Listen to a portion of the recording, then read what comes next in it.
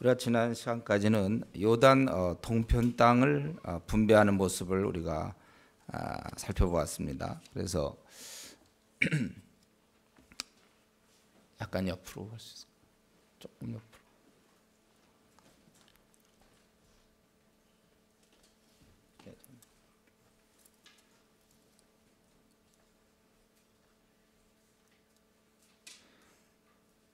이게 지금 더 위로 좀 보세요. 위로. 사해 위로.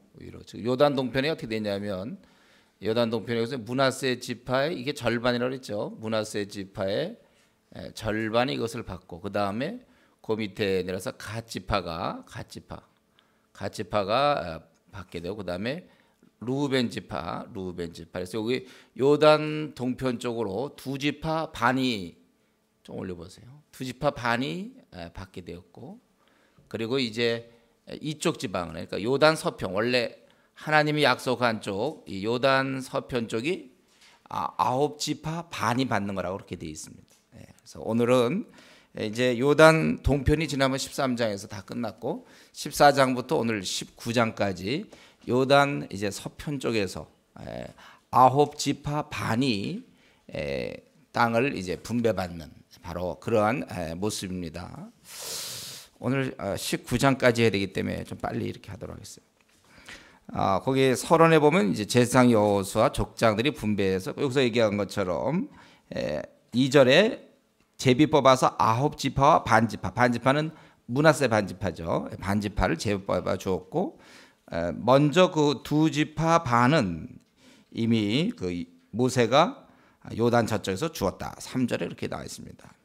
이 중에 물론 레위 지파는 빠지고, 그리고 왜 그렇지만 레위 지파 빠지면 11지파가 되는데 어째서 12지파가 됩니까? 그것은 바로 요셉에게 에브라임과 므낫세 두 아들이 한 지파씩 차지하기 때문에 12지파가 된다는 거예요. 그래서 레위 지파는 분깃이 없어도 여전히 12지파가 되는 것입니다.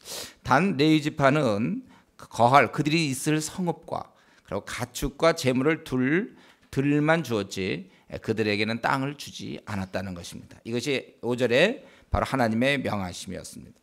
그래서 이제 특별히 본격적으로 요단 서쪽, 우리가 얘기하는 그 요단 서쪽에서 지금 땅을 분배하는데, 이쪽 지역을 좀 땅을 분배하는데 요 얘기를 하면서 아주 중요한 바로 갈렙의 얘기를 하고 있죠. 갈렙에게 헤브론 땅을 주게 됐습니다. 헤브론은 우리 지난번 다 살펴봤어요. 헤브론 여기 보이나요? 헤브론. 헤브론에 있는데 이제 유다 자손이 길갈에 있는 이제 여호수아에 나오고, 그때 갈렙이 얘기하기를 과거 일을 말하는 거예요. 자기가 40세 때 가데스 바네아, 바로 이때 정탐을 해가지고 12명의 정탐꾼이 갔다가 10명이 그에 대해서 부정적으로 얘기하고 2명 여호수아 갈렙만 긍정적으로 얘기했죠. 저건 우리의 밥이다. 그러나 백성들이 그거에 대해서 막 울면서 원망하고 우리를 죽이려 한다고 그러고 막 이랬기 때문에 하나님이 그들에게 벌을 주셔서 40일 동안 그들이 탐지한 것을 하루를 1년으로 계산해서 40년을 이제 광야 생활을 하겠다. 그리고 20세 이상은 다 진멸시키겠다는 게 이제 하나님이 민수기 14장에서 이제 얘기하고 있는 것이죠. 그래서 바로 가데스 바네아에서 정탐을 하고 자기는 성실하게 보고했어요. 그리고 자기는 여호와 하나님께 충성되어서 온전히 하나님을 섬겼는데, 그때 말씀하기를 내가 발로 밟는 땅은 너의 기업이 되리라, 그렇게 얘기했다는 것입니다. 그래서 내가 그때 40세고 지금은 85세가 되었다. 제가 40 그러니까 45년간 그가 이렇게 45년을 지내서 지금 85세가 됐는데 지금도 나는 강건하다. 그래서 12절 이 산지를 지금 내게 주소서. 이거 우리 많이 하죠. 이 산지를 내게 주소서. 그거 이거예요. 여러분 밤낮 찬양, 이 산지를 내게 주소서 하는 그 찬양이 바로 이거예요. 그런데 그럼 갈렙은 멍청해서 이런 얘기한 게 아니에요. 거기 보면 거기는 아낙 사람, 거인 자손이 있고 성읍은 견고하고, 그리고 사실 자신은 지금 나이 많은 거예요. 그러나 자기는 여전히 강건하다고 그렇게 얘기하고, 여호와께서 나와 함께 하시면 아무리 그들이 견고할지라도 12절에 내가 여호와께서 말씀하신 대로 그들을 쫓아내리라. 예, 그렇게 얘기하고 있습니다. 그랬더니 여호수아가 그러면 내가 그 헤브론을 너에게 주겠다. 그래서 그것이 결국은 그에게 갈렙이 기업이 되어서 오늘까지 이르렀으니 이는 그가 이스라엘의 하나님 여호와께 충성하였습니다.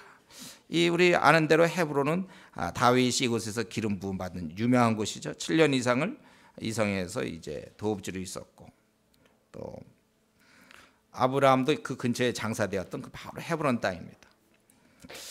예, 여기서 보면 우리는 갈렙이 그때 정탐, 그러니까 45년 전에 정탐했을 때 그 용기, 그 용기가 그때 참 용기 있었지만 지금도 마찬가지로 또 하나의 결단을 하는 거예요. 지금 벌써 루벤과 갓, 므낫세 반지파는 요단 동편을 차지하고 있고 이제 서편을 차지하려고 그러고 이스라엘이 어느 정도 그 전쟁에서 이겨서 웬만큼 큰 테두리는 정해진 그런 상황 속에서 그러나 하나님 말씀을 생각하며 비록 자신은 늙은 나이였지만 하나님을 의지해서 하나님이 함께 하시면 저들을 물리칠 수 있다. 그 땅을 달라고 하는 이러한 아주 귀한 모습을 우리에게 보여줍니다. 그는 젊어서도 하나님을 의지했고 늙어서도 사실은 지금 최고 고령층이거든요. 왜냐하면 20세 이상이 그 당시에 다 죽었거든. 오직 여호수아 갈렙만 살았거든요. 그러니까 갈렙이 또 와서 지금 85세 최고령인데 딴 사람은 안주하고 있는데도 불구하고 저 산지를 내가 취해야 되겠다. 하나님이 원하신다면 나는 하겠다. 이런 면에서 얼마나 꾸준합니까? 45년의 세월이 지났음에도 불구하고 젊어서도 충성하더니 끝까지 거기 14절에 그가 이스라엘 하나님 여호와께 충성하였다. 이 꾸준성, 한 번 열심 내는 거 한 2, 3년짜리 열심은 누구나 할 수 있어요. 뭐 한때 반짝이는 거 처음 예수 믿을 때 뭐 2, 3년 뭐 열심을 내는 건 누구나 할 수 있지만 끝까지 여러분들이 지금 열심 내는 거, 근데 이것을 끝까지 하느냐가 항상 우리에게 문제예요. 수련회 갔다 와서 은혜 받았다고 해서 2주짜리 소용없어요. 끝까지 하겠냐, 끝까지. 여기서 보면은 끝까지 그는 하는 거예요. 우리 때때로 이런 거 있잖아요. 나도 왕년에는 열심이었다. 나도 한때는 참 열심이었다. 이런 말처럼 패배적인 말이 없어요. 우리는 갈수록 더 뜨거워져야 되고 주를 향해서 더 깊어져야 되지. 나도 젊었을 때는 참 기도의 용사였는데, 이런 말 하지 말라고 그랬죠 제가. 그게 뭐예요 그게? 우리의 신앙은 날로 날로 더 깊이 들어가는 거예요. 모세가 그랬고 제가 오늘 보는 것처럼 이 갈렙이 그 당시 사람들이 이제 그 다음에 보면 나오지만 막 머물러 있고 안 하려고 그러는데 본인이 최고령자라고 볼 수 있는 그가 내가 저 산지를 달라. 거기에 거인 자손들이 있지만 하나님이 함께하면 저것들 내가 지금 아주 늙었지만 오늘 내가 85세라 돼 모세가 나를 보내던 날같이 45년 전같이 오늘날도 내가 여전히 강건하니 내 힘이 그때나 지금이나 같아서 사실 뭐 같겠습니까? 그러나 그런 마음을 가지고 할 수 있는 이런 이 시대에 이렇게 하나님 앞에 한번 충성하면 여러분이 예수 그리스도를 주로 받아들이고 섬겼으면 땡이어야 되는 끝. 이제부터 남은 생은 충성으로 우리가 아주 충성스럽게 해야지. 뒷자리에 앉으면 안 됩니다 여러분. 절대 우리는 뒷자리라는 게 없어요. 항상 선봉입니다. 저와 여러분 절대로 이 정도 했으니 뭐 이제 중간 좀 껴서 뭐 흘러가는 대로 너무 나서는 게 아니라 지금 누구한테 나서는 겁니까 우리가? 주님의 일 하는데 나서는 게 어디 있어요? 또 그렇게 볼 사람 있으면 보라고 그러세요. 나는 목숨 다하여 열심에 있어서 나섬이 있을 수 없어요. 충성 다하는 거예요. 왜 그분이 날 위해 구원하셨고 그분이 날 위해 희생당하셨는데 내가 어찌 그렇기 때문에 우리 이 땅에서 휴식은 없습니다. 중단 없어요. 두아의 때 무디가 죽을 때 그때 그 죽을 때 그 얘기 한마디 했어요. 나는 너무 지쳤다. 그러고 죽었어요. 참 그렇게 살아야 된다. 우리 아주 지치고 주님 만날 때 아주 그냥 주님을 위해서 너무 일을 많이 해서 이제 쉬라. 쉬는 개념으로 해야지. 그냥 피둥피둥 잘 놀다가 있잖아요. 그러고서 죽을 때 나 죽는다. 그거 뭐예요? 아주 나 지쳤다. 우리 무디 얘기 중에 그런 건 귀한 얘기죠. 그가 그렇게 성경을 많이 보고 그렇게 기도를 많이 했는데도 죽을 때 뭐라 그랬죠? 내가 성경을 더 봤어야 하는데 이런 건 좀 배워야 돼요. 이 갈렙은 이런 가운데서도 참 끝까지 충성스러웠다. 우리 그것을 14장에서 얘기하고 이제 15장부터 19장까지는 9지파 반 요단 서편에 있는 자들에게 땅을 분배하는 기록이 되어 있는 것입니다. 제일 먼저 유다가 나오는 거예요. 이제부터 유다는 여기 아주 중심 인물이 되는 거예요. 유다가. 그리고 이제 아마 이 유다가 제일 먼저 제비에 뽑혔습니다. 그리고 유다가 차지한 땅은 쭉 나오지만 여기 위치는 뭐 남단은 에돔과 신강야, 남편 지경, 그리고 동편은 이렇게 되고 북편은 이렇고 서편은 이렇다. 이거 있잖아요. 이런 거 설명을 막 보면서 할 게 없어요. 이거만 보면 되는 거야. 아, 유다 지파는 이렇게 차지했구나. 이 유다 지파 이렇게 차지했다는 거예요. 유다 지파는 저렇게 차지했다. 이거 팔레스타인의 요충 지역입니다. 아주 요충 지역인데 유다가 딱 차지하고 있어요.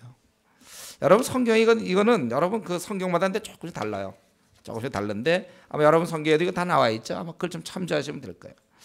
그래서 그리고 13절부터 이런 땅을 유다가 차지했고 그리고 갈렙이 이제 또 땅을 정복한 일을 좀 더 이제 그러한 그 갈렙이 어떻게 땅을 정복했는가? 아낙의 소생 세 아들 셋의 아히만 달메를 쫓아내었고 그리고 드빌 거민을 물리쳤다.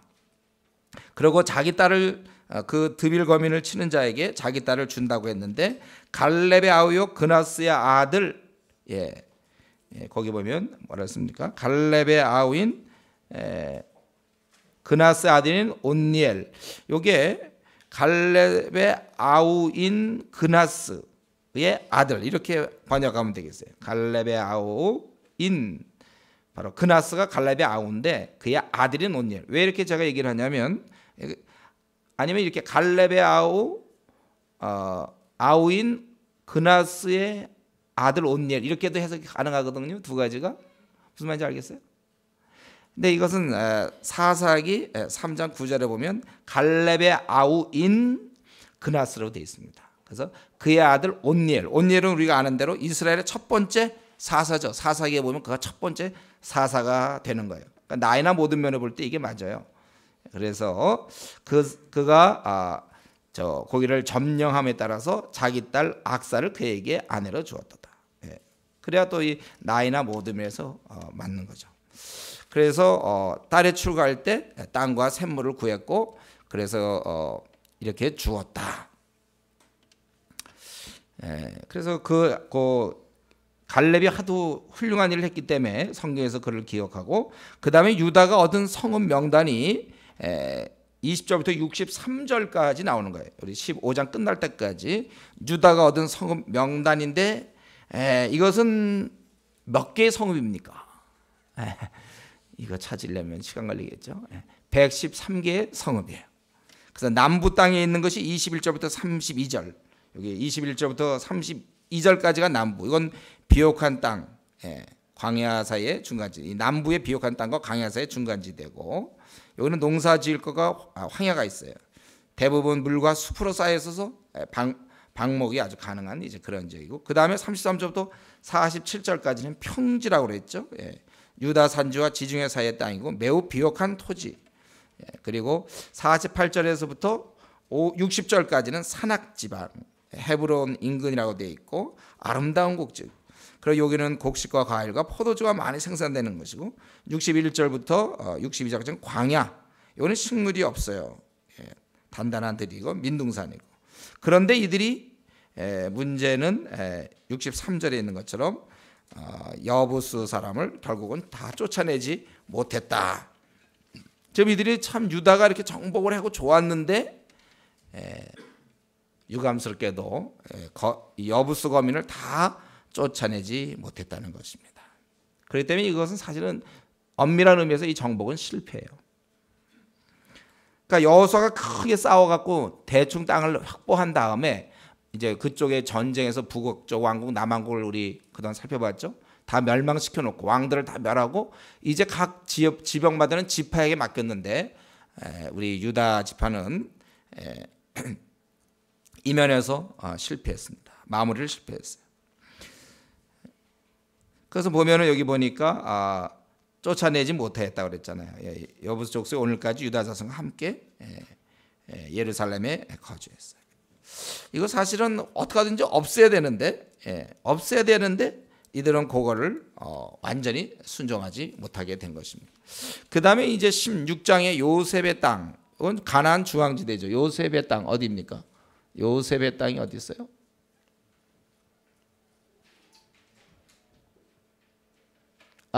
요셉이라고 써있지가 않죠. 요셉이라고. 그러니까 에브라임을 얘기하는 거예요. 에브라임. 요셉의 아들이 에브라임과 므낫세죠. 그래서 그 에브라임, 에브라임 쪽이에요. 조금만 더 위로 올려보려겠어요. 요 므낫세는 아까 얘기한 므낫세의 반지파예요. 므낫세 쪽의 므낫세와 요 어떤 데 보면은 요게 조금 이렇게 돼 있는데 므낫세 지파가 이렇게 해서 약간 연결도 되는데 그 다음에 요 밑에가 이제 여기 조금만 올리세요. 에브라임 지파가 이제 아주 또 중심을 차지하고 있죠. 에브라임. 그것을 얘기하는 거예요. 이들의 땅이 거기 1절부터 4절까지 이거다 그거죠. 그래서 에브라임 자손의 땅에 대해서 여기 보면 에브라임이 먼저 받죠.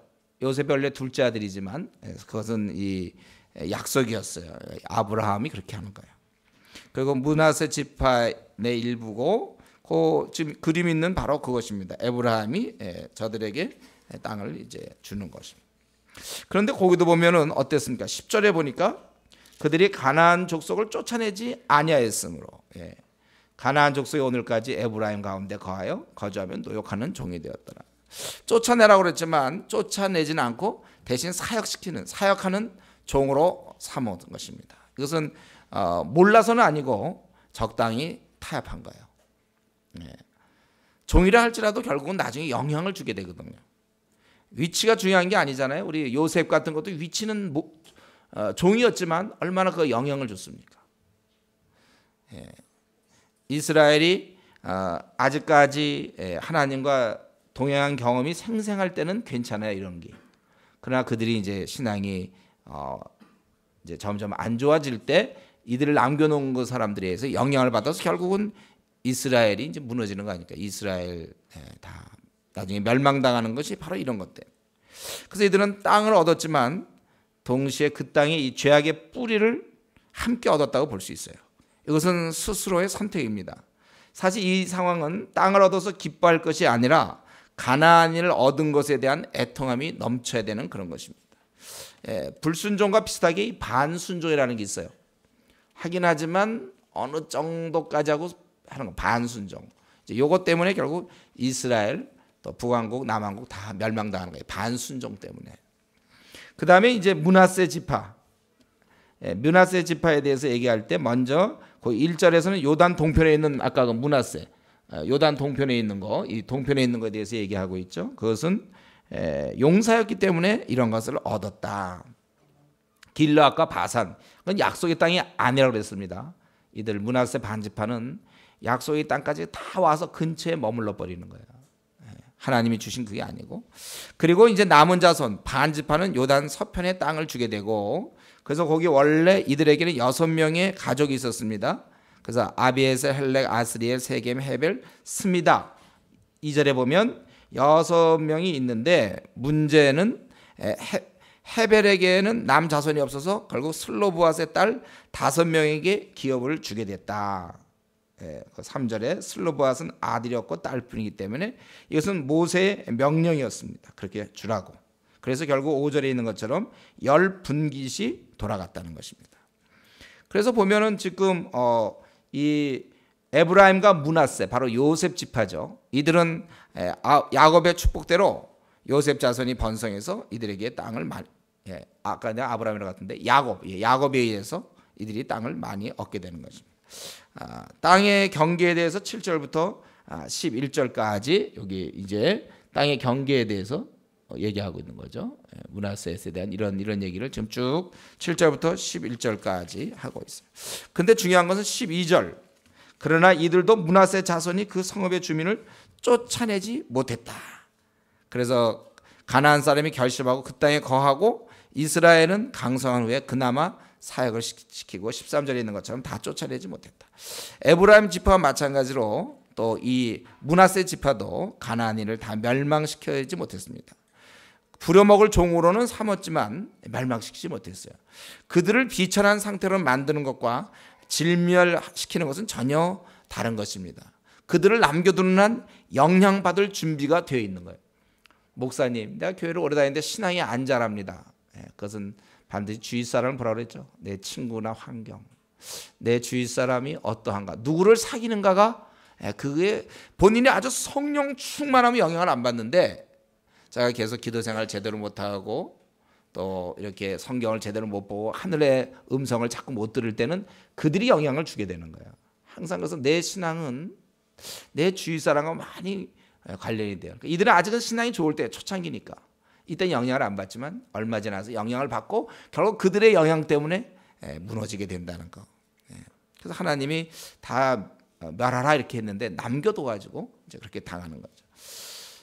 이럴 즈음에 우리가 좀 생각할 수 있죠. 이 땅을 분배할 때 어떻게 불평이 없겠습니까? 사람들이 물론 제비를 뽑아서는 불평이 없는데, 제비 뽑으니까. 그런데 여기 요셉 자손이 14절부터 좀 안 좋은 얘기인데 이들이 불평을 하는 거예요. 뭡니까? 14절 그 마지막에 왜 우리에게 한 제비 한 분깃으로만 내게 주시면 어찌합니까? 아마 므낫셋과 에브라임을 다 하나로 봐가지고 이들이 한 분깃만 주었다고 그러는 거예요. 근데 이들의 숫자는요, 원래 우리가 좀 따져보면 우리 다른 성경 보면 에브라임이 32,500명이었어요. 에브라임이. 그리고 므낫세가 52,700명이었는데 그 반집하니까 26,350명. 그래서 합해 보면요, 이 에브라임과 므낫세가 두 분깃을 가지면 안 된다는 거예요. 왜냐하면 그들이 합해 보면 58,850명인데 이에 비해서 유다는 76,000명인데 또 단지파도 64,000명이고 그러니까 한 분깃을 얻는 게 맞는 거예요. 그러니까 이들이 두목을 요구하는 것은 정당성이 없는데, 그리고 더구나 이들은 팔레스타인에서 가장 비옥한 거, 므낫세 반지파와 에브라임 아주 좋은 걸 주었는데, 이 산은 험하지도 않고 높지도 않아요. 넓은 골짜기와 비옥한 고원지대가 교차되고 밭과 나무가 무성하고 아주 비옥한 그러한 땅이었는데 저들이 불만하는 거예요. 그래서 그러면 너희가 좁다면 너희가 스스로 개척하라. 그 15절에 스스로 개척하라. 그랬더니 그 요셉 자손들이 하는 얘기는 뭐냐면 그 산지가 넉넉하지 못하고 그들에게는 철병거가 있습니다. 그렇게 얘기하세요. 철병거가 있다. 그래서 여호수아는 얘기하기를, 야, 너희는 큰 족속이다. 즉 힘이 있지 않냐는 너희들은. 그러니까 살림이라도 개척해보고 가나안인이 철병거를 가졌고 강할지라도 너희가 능히 그를 쫓아내리라. 이렇게 얘기하고 있어요. 그러니까 사실은 이들의 지금 관심은 좀 더 넓은 땅을 원하고 있는 거예요. 근데 그들은 사실 불평할 것이 아니었습니다. 왜냐하면 자기들은 많이 받았고 또 기름진 땅을 받았잖아요. 오히려 진짜 관심을 가져야 될 건 뭐예요? 가나안인을 내어 쫓느냐 못 쫓느냐에 관심이 있어야 되는데 좀 더 넓은 땅을 얻느냐 못 얻느냐에 이 요셉 지파는 관심을 가졌던 것입니다. 여러분, 우리가 사실은요, 관심을 제대로 갖는 거, 내가 살아가면서 어떤 일에 내가 관심을 가져야 될까? 이 관심을 잘 갖는 거, 그게 영성이에요. 이거는 성경을 많이 본자에게 찾아오는 거예요. 그냥 교회만 왔다 갔다 해서 이런 관심이 제대로 성경적인 관심이 안 생겨요. 그건 세상 사람과 관심에 있어서 거의 차이가 안 납니다. 이 모태신앙들, 그리고 주일날 예배만 드리고 집에 가고 그 이상 더 이상 발전하지 않는 사람들은 그들 관심사 보면 세상 사람과 거의 비슷해요. 거의 똑같아요. 관심이. 그저 어떻게 하면 좋은 직장 가서 하고, 어떻게 집을 장만하고, 아이들 어떻게 빨리 뭐 조기 유학을 보내든지 뭐 영어 공부시키고, 어떻게 하면 학벌을 얻게 하고, 어떻게 하면 걔들을 뭐 좋은 데, 아주 비슷해요. 어떻게 하면 내가 노후에 어떻게 시골에 땅을 사고 거기서 나무 심고 물 주고, 제가 늘 얘기하죠. 노후에 시골 갈 생각 하지 말라고 그랬죠. 제가 왜 나무에 물을 주고 왜 나무를 심고 그럽니까? 사람을 심고 사람에게 물을 줘야죠. 어떻게든지 우리가 이 복음이 없는 곳에서 남은 생을 살아야지. 그러니까 생각 자체, 관심이 또 이제 있으면 뭐 땅 투기다, 요즘 부동산 올라간다. 교회 다니는 사람 중에 막 집들 막 벌써 한 채 있는데도 또 다른 한 채 더 얻을 생각하고, 관심이 문제예요. 이들이 지금 사실 관심 가질 건 우리가 왜 이게 적습니까? 적긴 뭐가 적어요? 다 그거 나눠주는데. 지금 벌써 이게 적습니까? 이 므낫세 반지파랑 에브라임 섞어보세요. 이게 적어요? 적게 보입니까? 이렇게 얻어놓고 중요한 땅을. 근데도 그러니까 이게 불평이고, 더나 그래도 에브라임 또 이런 므낫세 아주 요셉 지파들 말이죠. 저들은 그래도 참 그래도 꽤 괜찮은 지파고 어떻게 보면 명문 이런 가라고 볼 수 있는데 관심이 이런 데 갖고 있다는 거. 여러분 우리가 이 시대에 내 사는 날 동안 무슨 일에 관심을 가져야 합니까? 여러분 지금 이제 올 한 해도 거의 마무리져 가는데 내년 또 내후년 앞으로 여러분들이 살아가면서 도대체 무슨 일에 관심을 가져야 될지. 내가 요즘 시간 쓰고 있는 건 주로 어떤 일에 시간을 쓰고 있습니까? 이 제대로 된 관심, 이거 영성이에요. 이 그냥 오는 게 아닙니다. 제대로 된 관심을 가져야 돼. 하나님 앞에서. 그리고 이들에게 보면은요, 요셉 자손들에게 불평할 때 보면 이들은 어느새 하나님께서 베푸신 역사는 다 잊어버리고 다시 어느새 현실로 돌아왔다는 거예요.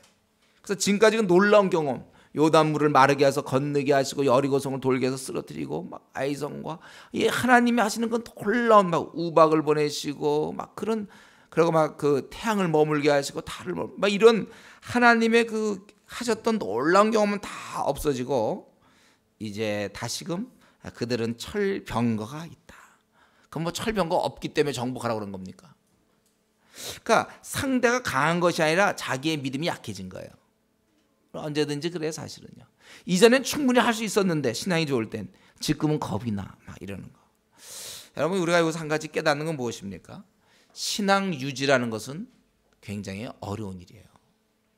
여러분이 항상 그런 믿음으로 반응하는 거와 믿음과 현실 사이에서 우리가 정말 성령 충만한 믿음으로 나가지만 그럼 어느새 내가 기도 생활 좀 안 하고 말씀 안 보고 있으면 현실에 이러니 어떻게 하겠느냐, 할 수 없지 않느냐 두려워하는 거예요. 앞날을 두려워하고 대안이 없고. 우리가 이 앞날을 뭘 두려워합니까? 우리가 믿는 사람들이 선한 목자께서 우리 목자가 되어 주시겠다고 그랬잖아요. 혹시나 이러다가 돈도 모아놓지 못했는데 노후는 어떻게 될까? 뭐가 어떻게 돼요? 뭐 좀 힘들게 살 수도 있지요. 그러나 여호와는 나의 목자시란 말이죠. 자기가 게을러서 그런 건 자기 잘못이에요. 그러나 우리가 늘 최선을 다하는데 이러다 우리 집 못 마련하면 어떡할까? 요즘 막 부동산 올라가는데 그럼 못 마련하면 뭐가 문제죠? 하나님을 의지하면 하나님이 이렇게 나에게 다른 사람 돈을 많이 주셨는지 뭐죠? 나에겐 이것밖에 안 주셨으면 이 돈 갖고 살면 되는 거예요. 신앙 유지는요 참 어려워. 어느 순간 나는 그렇게 생각하다가도 또 주위 사람 누가 뭐 집을 장만했다든가 나름대로 뭘 하고 있는데 나만 못했다. 그러면 왠지 또 나는 지금 뭔가 이거 잘못되고 있는 것 같고 어느 순간 또 빠져버려 우리는. 왠지 아직 결혼 안 한 사람들이 많아서 모를 거예요 여러분들은. 집을 장만하고 이런 게 무슨 말인지 몰라요 지금. 근데 우리가 이런 면에서 자꾸 이 현실을 보게 된단 말이죠. 믿음 자체는 바라는 것의 실상이라고 그랬잖아요. 보이지 않는 것의 증거고. 믿음과 이 현실 사이에서 어느새 요셉 자손은 어느새 이들의 믿음이 이렇게 떨어져. 저는 참 이거 볼 때 실망스럽더라고요. 제가 이 요셉 그 17장 14절부터 18절까지 쫙 보면서 그래도 여호수아는 계속해서 너희가 스스로 개척하라. 비록 철병거를 가졌고 강할지라도 네가 능히 그를 쫓아내리라. 이런 이 여호수아의 믿음이 있었는데 이 요셉 자손 그래도 대표적인 이스라엘의 자손이고 저들에게 많은 축복을 주었지만은 이들의 관심은 그저 땅을 얻고 더 넓힐 뿐이를 하고 있고 그때나 지금은 항상 땅이 있네 보니까 땅을 더 넓힐 뿐이를 했어요. 그리고 기껏 하는 게 철병거 때문에 참 이런 어떻게 다시 현실로 들어가는. 여러분 우리도 사실 이거는 또 이들만 비방할 수 없어요. 우리도 그렇거든요. 어느 순간 믿음으로 막 행진하다가 어느 순간은 그럼 나는 이제 앞으로 어떻게 사나? 또 이렇게 내가 이거 뭐 밤낮 신앙생활만 하면 나는 뭐가 될까? 뭐 다시 현실로. 성경은 그렇게 써 있는 거 알지만, 여호와는 나의 목자라는 건 내가 알지만, 근데 이거 하나님 나를 어떻게 하시려고? 시집 보낼 계획이 있으십니까? 없으십니까? 나는 직장생활은 어떻게 됩니까? 집 문제는 어떻게 됩니까? 먹고 살 노후 문제는 어떻게 됩니까? 성실이라고 그래서 우리 보고. 그러나 우리가 그랬을 때 그 결과는 하나님께 맡기는 거예요. 우리가 그래서 기도해야 돼요. 주님, 나로 하여금 주님이 관심을 갖는 것에 나도 관심을 갖게 해 주십시오. 영성을 가져야 돼요. 정복해야 될 땅, 할 일이 이렇게 많은데 정말 이러한 자기 땅 좀 넓은데 이런 관심을 갖고 있는 게 아닌가. 또 믿음으로 기도 제목이 나와요. 우리가 믿음으로 나가야 되는데 철병거, 지금 내 앞에 보이는 철병은 뭡니까? 각자예요. 그 믿음으로 나가면 부실 수 있는 건데 철이구나, 철병거구나 해서 뒤로 물러나는, 그렇게 해서는 안 되겠어요. 이러면서 바로 갈렙이 나왔다는 것. 저는 이 갈렙이 만약에 여기 안 나온다고 그럽시다, 여러분. 갈렙이 안 나오면 이 여호수아를 읽을 재미가 없어요. 네. 갈렙이 나와줬기 때문에 위로가 되죠. 신앙생활은 다 실패했는데요. 뭐.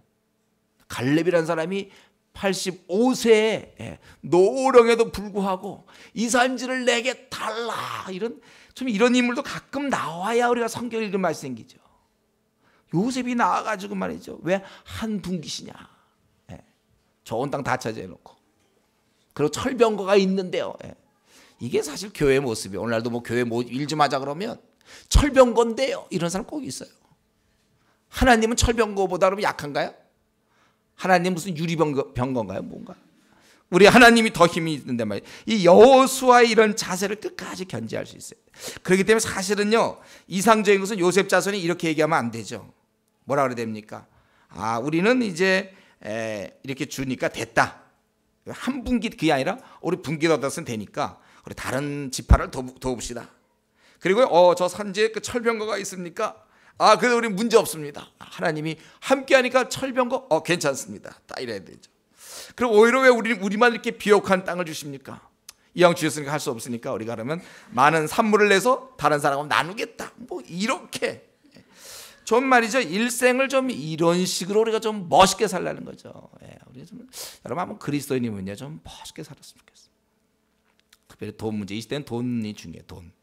돈 좀 있으면 어떻게 하든지 좀 친척들도 좀 돕고 말이죠.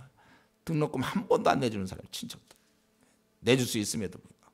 그래서 그게 구두쇠가 돼서 되겠습니까? 이렇게 한번 이런 식으로 좀 살아야 돼. 이 요셉 자손은 원래는 이런 얘기를 쫙 해야 이 여호수아도 힘이 생기는 건데, 자기 요셉의 위치는 지금 굉장히 중요한 위치인데 우리 왜 한 분기 주냐? 사람도 많지도 않으면서 비옥한 땅 시커 쫓는데. 그래서 철병거 때문에 못하겠다. 한 뭐 단지파가 이 정도 얘기했으면 봐줄 수 있어요. 요셉 지파가. 여러분들이 그러니까 이게 교회에서 직분을 가지려면요 신앙이 따라와야 돼요. 자기가 교회에서 중요한 직책인데, 예를 들어 우리 교회 같으면 조장 정도 되는데 믿음 없는 소리 하면 안 돼요. 그러면 힘이 빠지는 거예요. 믿음이 있어야 되는 거예요. 그러니까 결국은 요셉은요, 이 얻은 것에 대해 다 작게 생각했죠. 땅에 대해서도 작게 생각하고 자기들의 능력에 대해서도 작게 생각하고, 그래서 잘 못한다.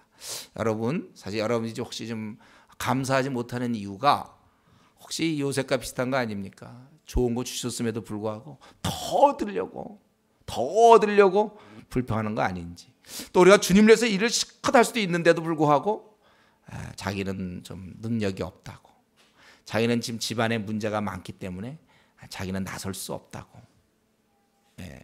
혹시 우리도 요셉 지파처럼 그렇게 하지 않는지 한번 우리가 이런 것을 교훈 삼아야 될까, 반면교사로 삼아야 될 것이고, 18장에서는 이제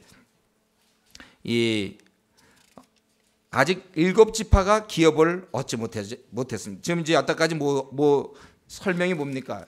14장부터 쭉 설명 나온 게 지금까지는 2지파 반이었어요. 유다와 에브라임, 므낫세 반지파. 요거 지금 설명했죠. 그럼 아직도 9지파 반 중에서 2지파 반이 빠지니까 7지파가 아직도 기다리고 있는 거예요. 그래서 거기 2절에 보면 분배를 받지 못한 자가 아직도 7지파라. 근데 이제 이 분배될 땅을 살피는데, 거기 보면 실로의 회막을 세운다고 그랬죠. 실로의 회막을 세운다고 그랬어요. 회막이 그동안 길갈에 있었는데 이제 그 실로로 옮기는 거예요. 그러면 실로는 어디쯤에 있냐면 예루살렘 북쪽으로 약 한 33km 정도 떨어져 있어요. 예루살렘 북쪽에 베델이 있고 그 한 14km 정도 떨어져 있고, 베델에서 또 다시 북쪽으로 한 19km 정도 그 떨어져 있는 것이 실로입니다. 여기에 이제 회막을 세우고, 그리고 이때까지 아직 7지파가 기업을 얻지 못했다. 그래서 여호수아가 3절에 너에게 주신 땅을 점령하러 가기를 어느 때까지 너희들 지체하겠느냐 이러보건대, 이제 벌써 이스라엘 민족은 대충 이제 지친 거예요. 이들은 자기들이 빨리 땅을 얻어야 되겠다는 생각이 별로 없는 거예요. 그냥 가만히들 있으면서 그냥 있는 거야. 거기서 같이 지내고 있는 거예요. 그래서 안 되겠으니까 매 지파마다 3사람씩 그 기업을 그려가지고 오라. 가져오면 제일 뽑겠다. 그리고 그들은 계속 그래서 이제 알아봤다는 것입니다. 이들은 별로 땅을 얻을 의욕을 보이지 않아요. 또 유목민이었기 때문에 아마 정착 자체에 관심이 없었는지 몰라요. 또 아니면 아직 정복되지 않은 가나안인과 전쟁을 별로 원치 않았는지는 모릅니다. 그럴 때 이 여호수아가 저들에게 너에게 주신 땅을 점령하기를 어느 때까지 지체하겠느냐. 이것은 야단의 의미도 있지만 또 그들로 계속해서 하도록 권유하는 격려의 의미가 있습니다. 그래서 이 7지파가 7지파들에게 땅을 다시 살펴가지고 올 것을 지시한 거예요. 이제 이럴 때 이제 지도자가 중요한 거죠. 사람들이 힘 빠져 있을 때 그래도 한 사람이 격려하는 거예요. 이건 마찬가지로 한 사람의 힘이 그런 거예요. 그래서 결국 우리 여기서 알 수 있는 건 뭡니까? 이스라엘 민족은 하나님은 정말 약속의 땅을 그렇게 약속하고 너희들이 얻을 거라고 그렇게 얘기했지만 이들은 그 땅을 그렇게 얻는 것에 대해서 별로 관심이 없어요. 그리고 자기들이 하고 있는 전쟁을 피하려고 하는 거예요. 근데 이 전쟁은 무슨 전쟁이죠? 여호와께서 하시는 심판이잖아요. 가나안의 이 패역한 족속을 심판하는 중이에요. 그 의미를 별로 이들은 생각을 못해요. 자기가 지금 어떻게 사용되어지는지를 생각해 본 적이 없어요. 별로 달가워하지 않아요. 기껏 하면 그냥 종이나 삶는 정도. 그러니까 이들은 지금 가만 보니까 이 땅에 들어오기는 왔지만, 그리고 큰 북왕국 남왕국의 왕들을 대충 죽였지만, 이제 완전히 우리가 어느 정도 여기서는 이제는 다 이미 이긴 싸움이에요. 이제 정복만 그냥 가서 분배해서 얻으면 되는데 이들은 별로 관심이 없다는 거예요. 하나님 걸 정말 우리에게 주시길 원했지만은 이들은 관심이 없어요. 철저히 의식화되어 있지 않아요. 이들은. 그나마 여호수아가 있어서 지금 이러고 있는 것이죠. 그러니까 우리가 이걸 아셔야 됩니다. 우리가 같이 움직여도, 우리 주은혜교회 공동체도 마찬가지죠. 같이 우리가 움직여도 또 같이 어떤 행동을 한다고 해서 반드시 그가 원하느냐, 그 마음 중심에서 그걸 깨닫고 하느냐, 이건 또 다른 문제예요. 그러나 결국은 이것은 하나님이 원하시는 거기 때문에 독려해서 이제 하게 되는 것이죠. 저는 우리가 이러면 정말 내가 무슨 일을 지금 해야 하는지를 좀 위로부터 깨달음을 얻었으면 좋겠어요. 이렇게 살아야 되는 거구나. 그리고 이제 이후로는 거기 18장 거기 11절부터 그래서 그들이 땅을 이제 그려오고 뭐 제비 뽑고 그래서 11절부터 나머지 19장 51절 오늘 마지막 51절까지가 7지파 분배에 대한 기사입니다. 그래서 베냐민 지파의 땅은 어디 있습니까? 여러분들이 그냥 눈으로 확인하면 되겠죠. 베냐민 지파 여기 있죠. 여기요. 요거죠.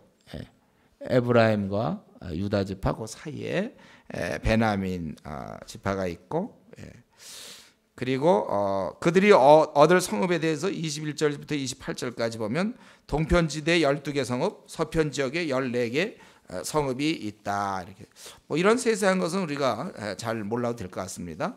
그 다음에 19장을 들어가면 베냐민 지파가 지금 끝났고, 그 다음에 시므온 지파. 이 시므온 지파는 어땠죠? 성경에 보면은 이미 약속되기를 어떻게 되어 있습니까? 너희들은 시므온 지파는 창세기 49장 7절에 보면 야곱이 그들에게 얘기할 때 너희는 땅에 흩으리라 이렇게 되어 있어요. 이들은 정말 한 분기도 없어갖고 결국 유다 지방 내에 여기저기 땅을 얻게 됩니다. 그래서 유다가 있고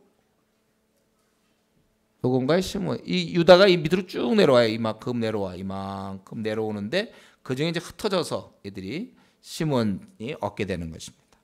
그들은 13개 성읍을 2절부터 6절 사이에 시므온은 2절부터 6절 사이에 13개 성읍을 얻게 돼요.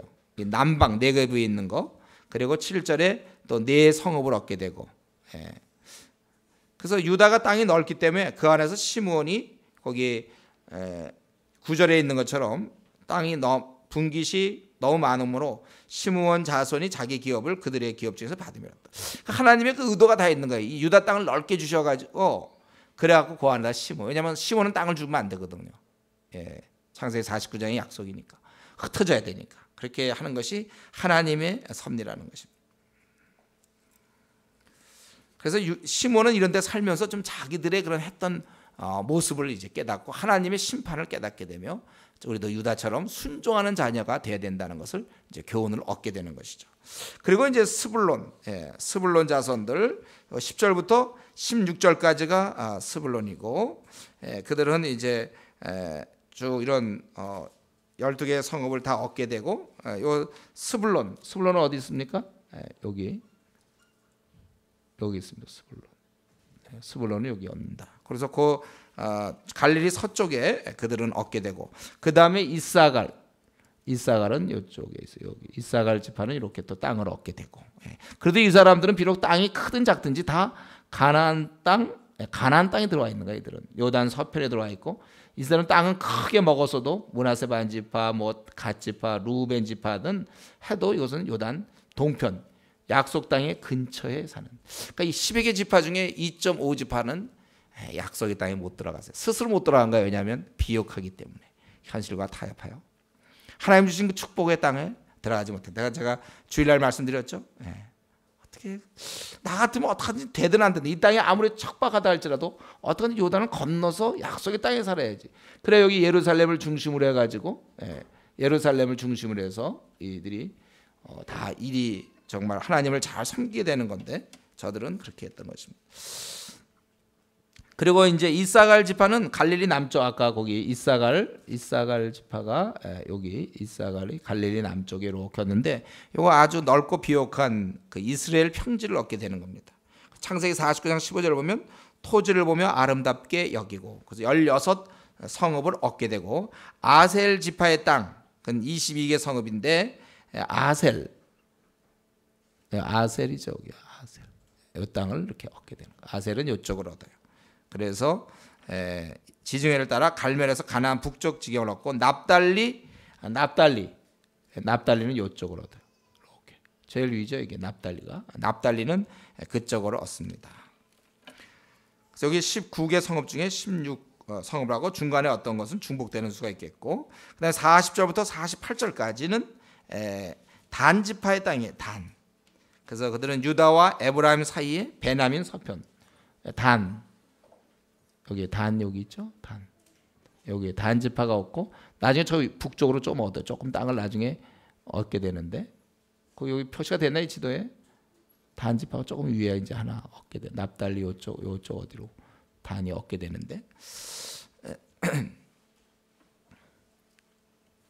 거기 보면 그 47절에 나오죠. 47절에 저들이 레셈, 가나안 북쪽으로 올라가서 레셈을 쳐서 그래서 후의 이름을 단이라고 한다. 그래서 49절부터 50절 마무리, 여호수아가 기업을 얻어서 하나님 명령대로 여호수아도 다 나눠주고 자기도 기업을 얻어요. 그래서 하나님 앞에서 어디를 얻습니까? 그 에브라임 삼지 딥낫 세라를 얻게 되는 거예요. 여호수아는 어느 지파입니까? 에브라임 지파니까 그렇죠. 에브라임 지파. 민수기 13장에 나오죠. 에브라임 지파에서는 눈의 아들 여호수아. 그래서 민수기 13장 8절에 그래서 에브라임에서 그가 여호수아도 땅을 얻는 거예요. 그래서 이걸 재건하고 거주했다. 그래서 땅 낮추는 일을 다 마쳤다. 제사장 엘르아살과 눈의 아들 여호수아 이스라엘 자손의 지파의 족장들이 실로에 있는 회막문 여호와 앞에서 제비 뽑아 나눈 기업이 이러하니라. 이에 땅 나누는 일이 마쳤더라. 그래서 이제 다음 시간부터 20장부터 마지막 24장은 뭘 얘기하고 있습니까? 그 땅에 그러면 어떻게 우리가 오래 거할 수 있겠느냐. 그러니까 이 여호수아는 어떻게 돼요? 땅을 정복하는 거, 땅 약속, 땅을 이제 들어가는 거, 그리고 그걸 정복하는 거, 그리고 땅을 분배하는 거, 그리고 마지막으로 이제 20장부터는 그 땅에서 어떻게 살 수 있는지가 이제 쭉 나오는 거예요. 그래서 여기까지. 그러면 우리 이제 오늘 본문 14장부터 19장까지 한두 가지만 좀 정리하고 오늘 본문을 좀 마친다면은 오늘 말씀을, 결국 이제 오랫동안 방황이 끝나고 저들은 이제 정착하게 되었습니다. 하나님께서는 자신의 그 약속하신 대로 그대로 이루어 주시는 거예요. 우리는 이게 정말 이스라엘 그 노예, 에집트의 노예였던 그들이 어떻게 그걸 뚫고 나와서 광야를 다 통과하고 먹을 것도 없고 아무것도 없는데도 하나님이 먹여주시고 입혀주시고 정말 기적처럼 해서 요단강을 건너서 결국은 정복하고 말았어요. 이게 하나님께서는 자신의 약속을 반드시 이루어 주신다는 거예요. 하나님의 계획과 하나님의 섭리는 불가능한 것이 없습니다. 하나님이 원하시는 것은 반드시 되는 거예요. 하나님이 기뻐하시는 뜻은 반드시 이루어지는 거예요. 근데 오늘날은 어떻게 되겠습니까? 오늘날은 우리가 하나님의 기뻐하시는 것이 무엇인가를 알고, 이때는 이 가나안 땅에 들어가는 거 하나님 말씀하셨지만 지금 구체적으로 말씀 안 하신단 말이에요. 그러나 우리가 깨달아야 돼. 주의 선하시고 온전하고 기뻐하시는 뜻이 무엇인지 분별하도록 하라. 그런 것이 드러나도록 해라. 하나님. 에베소 5장 10절에 주께서 기쁘실 것이 무엇일지 시도해보라. 이렇게 돼요. 시험해보라. 지금은요, 여러분, 지금 우리는 지금 우리가 땅을 정복합니까? 아니면 우리가 일본을 가서 정복할 겁니까? 아니면 우리가 어떻게 할까요? 쳐들어가나요? 이제 그런 건 아니에요. 그런데 우리의 삶 속에서 이런 식의 정복이 계속되고 있단 말이죠. 그리고 우리 삶 속에서 하나님이 기뻐하시는 것들이 있어요. 이게 선이죠. 기뻐하지 않는 게 악이고, 그 기뻐하는 걸 우리가 잘 분간해서 우리가 밀고 나가는 거예요. 그렇기 때문에 하나님의 기뻐하시는 뜻은 반드시 이루어지게 되어 있습니다. 그러면 우리가 사는 날 동안 나를 향한 하나님 뜻이 무엇인지를 잘 분간해야 돼요. 그래서 그 길로 매진해야지. 요즘 사회가 무슨 사자를 원한다, 그래서 가는 거 아니에요. 세상을 쫓는 거죠. 그거는요. 그거 말고 하나님이 나에게만 원하시는 게 있단 말이에요. 또 하나님이 이 시대에 좀 나를 향한 하나님의 뜻이 있어요. 이거를 여러분 찾아내지 못하면 생은 지루한 거예요. 그러니까 혹시 좀 생을 지루하게 살고 싶다, 여러분 마음에 정말 나는 생을 좀 지루하게 한번 살아봤으면 좋겠다, 혹시 그런 생각이 들면 모를까? 그런 사람 성경 읽을 필요 없어요. 음성 들을 거 없으니까. 기도 생활 안 해도 돼요. 그런 사람. 지루하게 살고 싶은 사람은요, 성경도 안 보고 기도도 안 해도 돼요. 그러나 자기가 정말 한번 내가 태어났는데 하나님이 원하시는 걸 하나님 나에게 주신 어떤 그 사명을 내가 한번 감당해 보기를 원한다. 무시로 성경을 읽어야 돼요. 계속 하나님 뜻을 찾아야 되고 기도 생활을 하셔야 되는 거예요. 그래서 바라기는 여러분이 하나님 뜻이 나를 향한 하나님 뜻, 각자마다 다른데 그게 무엇인지를 잘 분간하고 그 길로 여러분들이 달려가야 될 것입니다. 이때 태도가 뭡니까? 바로 갈렙의 태도죠. 막혀도 괜찮아요. 또 여호수아가 보여준 것, 철병거 그거 무너뜨릴 수 있다. 하나님이 더 힘이 있기 때문에. 그래서 우리 하나님이 함께 하시면 된다, 이 하나를 꽉 붙잡고요, 여러분.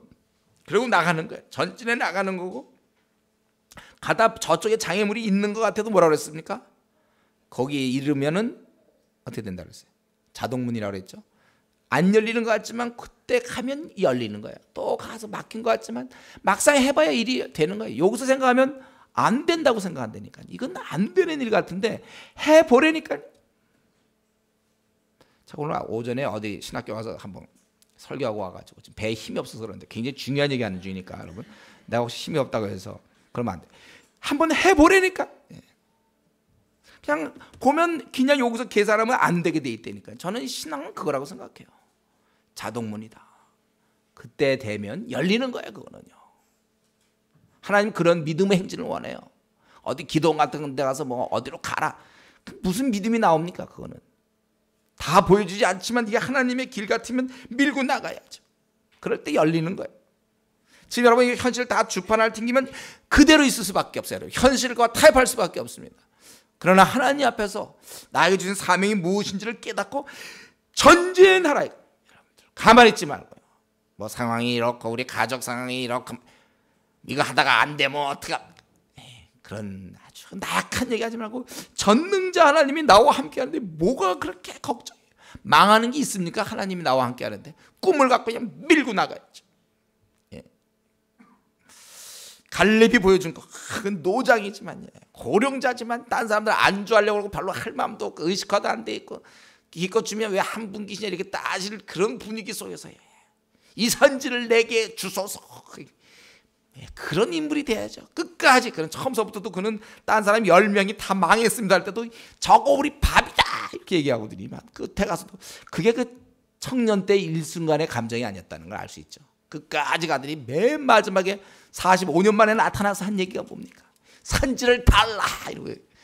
우리가 이렇게 살아야 돼요. 하나님의 말씀대로 되는 것입니다. 그리고 오늘 본문에서 보여지는 것, 이 갈렙은 아주 예외고 일반적으로 다 보여지는 것, 그건 뭡니까? 저들이 하나님의 어떤 길대로 가는 것 같지만 그 안에서도 현실과 타협함이 있다는 거예요. 결국 이것 때문에 망하는 것. 그때는 타협이 없고 후에는 이것 때문에 패망하게 되는 것입니다. 그들은 꼭 하나님의 뜻을 이루려는 그런 의지도 없어요. 그냥 주어진 현실에서 뭐 이렇게 지내고 뭐 가난한 사람을 꼭 다 죽여야 되는가, 그냥 대충 지내면. 그래서 죽이지도 않고 살려놓고 종으로 쓰자, 이런. 여러분, 우리가 이럴 수가 있다는 거야. 내가 주님의 일을 위해서 나가다도 처음에는 아주 거창히 주님의 뜻하고 나가지만 어느 순간에 현실과 타협한 모습, 조심하셔야 돼요. 깨어 근신하여 기도하고, 이런 것들은 여기 여호수아는 끝까지 철병거 두려워하지 말라, 갈렙이 이랬던 것, 바로 이런 식으로 우리가 하나님 뜻대로 행하려고 하던, 모양은 문의는 하나님 뜻을 행하고 있는 중에 이들은 땅을 정복하고 그러지만, 문의는 지금 하나님의 일을 하고 있지만 내용적으로는 사실은 타협하고 있단 말이죠. 무서운 거야, 이 타협. 본인은 그리스도인이라고 그러지만 직장에 가서는, 학교 가서는 자기가 속한 공동체에 가서는 타협해버리는, 자기 앞날의 문제도 세상과 타협할 수 있고, 세상에서 요구하는 것에 마음을 갖다가 자기가 줄 수 있고, 이건 바로 우리도 그렇게 될 수 있다는 거예요. 지금 다 실패하지 않았습니까? 지금 거기 아까 세 지파를 보여줬을 때, 두 지파 반을 보여줬을 때 다 실패했어요. 그 다음 7지파에 대해서는 설명이 안 나와서 모르지만 다 실패한 거라고 볼 수밖에 없어요.